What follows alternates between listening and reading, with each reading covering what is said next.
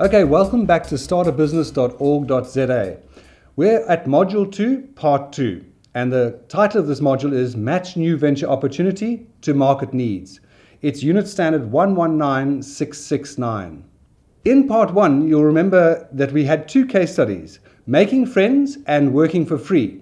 Just to recap then, making friends in business is an essential part of being successful, as well as working for free, because when you work for free, you're able to see the opportunities that others aren't seeing, and they become apparent to you and become something you can create a business out of.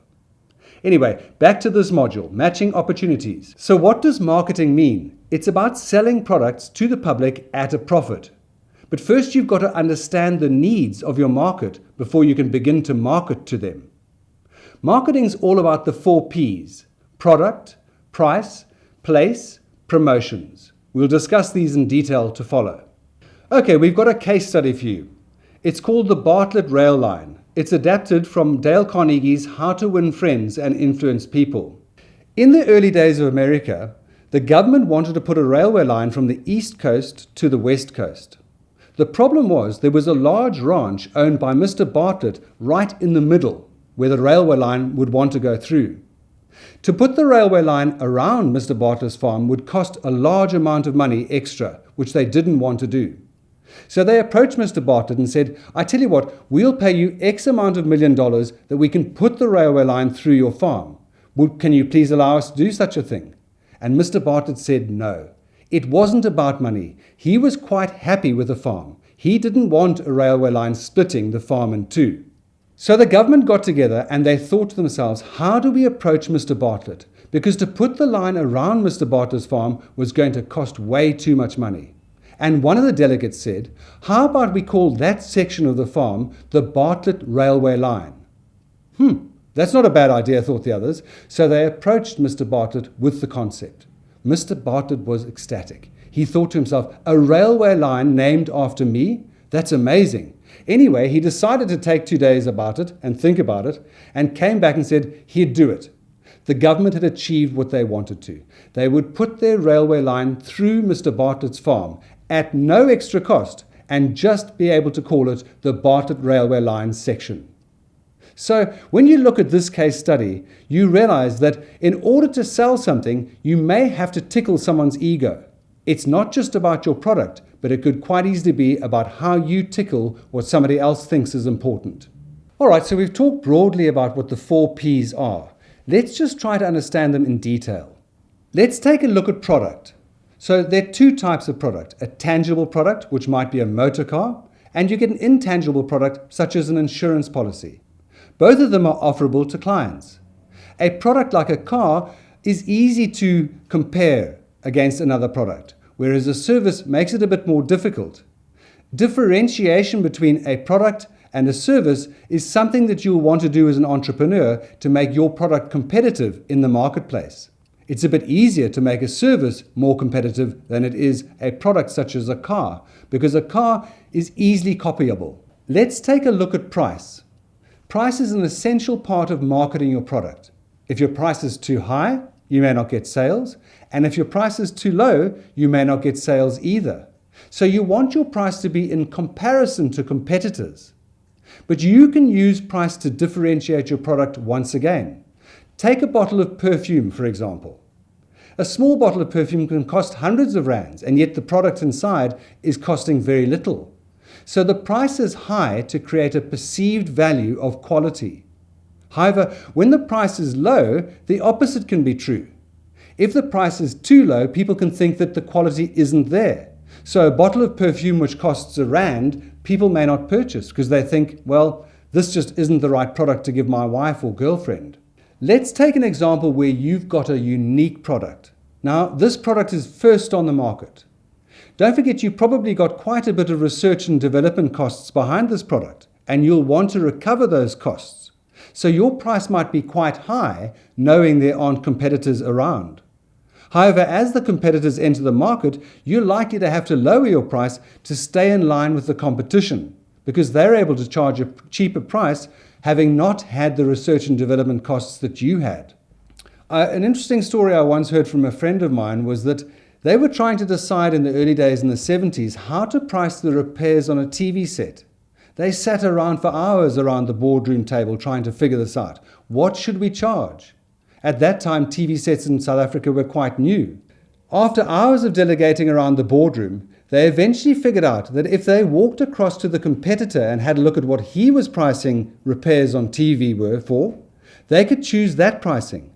So sometimes pricing can just be what are your competitors pricing it at, and therefore you know how you should be in the marketplace. Okay, so let's look at place. Place refers to how you're going to distribute your product. You might have a shop, for example, and that's where your products are distributed from. Or you might be a car manufacturer that manufactures cars in South Africa and exports them around the world.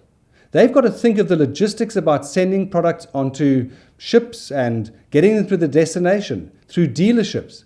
Dealerships and franchises, those are all place-orientated things. And place has an important bearing on the cost of your product and what it lands at for your consumer. Okay, and then we've got promotions. Now, promotions is an integral part of marketing. How to tell people about your product. Think about how you're going to possibly package the product. Will you have a red bow around it? Or will you have a sign outside your shop? Will you use the newspaper, flyers, television, radio? How are you going to tell people, possibly even word of mouth? This is the best way to market your product. Happy customers are likely to talk about your product. But bear in mind, unhappy ones are also just as equally going to say something bad about your products or your service that you offer. So promotions is about letting people know that you exist in the world. Promotions is also about discounting the product. Buy one, get one for free, that sort of thing. Or there's a 33% discount this month on this product. Those are the kinds of things that promotions are about. Attracting customers to your product and letting them know where your product can be found. Okay, so marketing, therefore, is all about how to use the 4 Ps to promote your product or your service. So segmentation is a way we can divide the larger market into smaller areas. Let's take a look at some of these, such as age, sex, income, geographical area like where they live, maybe their culture might be a segment, or even a religion could be a segment. By dividing the market into various segments, we're able to make a different marketing mix for each segment and therefore create a profit for each segment. So how will you segment your market? Now we're at the topic of market research, and this is paramount to creating a correct marketing mix strategy. Market research is an integral part of the marketing mix. We need to know what we're going to do or what strategy we're going to follow when tackling our marketing mix. Have a look at these. For example, where there may be a gap in the market. What sort of pricing are the competitors doing? What strategies are they following? What competitive advantage will our product or service have? In other words, that's something that we do uniquely that's different from the competitors. What sort of product development will we have to do to meet the marketing mix and to meet the segment we're talking to? We need to understand the needs of our customers. We need to understand very clearly what do they expect and what perceptions they may have as to our products and services. And so by understanding the research we've undertaken, it helps us with developing our strategy and our 4 Ps. And it also helps us to know what sort of problems we might come across when developing our 4 Ps. Okay, so bear in mind, when we're creating our marketing plan, we must make sure that our goals are SMART: specific, measurable, achievable, and realistic and time-based. Something that's also worth noting is a product or service does have a life cycle. And what's a life cycle? Well, you've got the introductory phase, the growth phase, the maturity phase, and then the decline phase. So during the growth phase of a product or a service, things are booming. The product is taking off like anything. Okay? During the growth phase, there's a growth in the market. Competitors are entering the market. They're starting to compete against what you've started. In the maturity phase of a product life cycle, you'll see that the product reaches a peak in sales. Entrance of competitors is unlikely because pricing has become tight and the margins have become smaller. And finally, we get the decline stage. And in the decline stage, the product is pretty much on the way out. So when you enter the market, you need to know where your product is and at what stage of the market life cycle or the product life cycle you're at.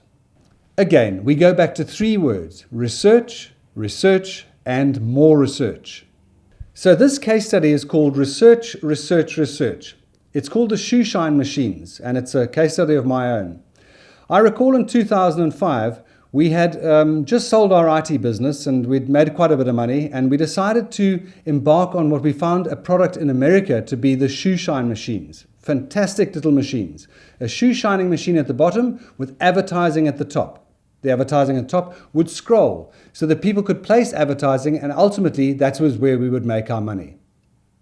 It sounded like a great idea, and it was. So we invested all of our hard-earned money into the shoe shine machines.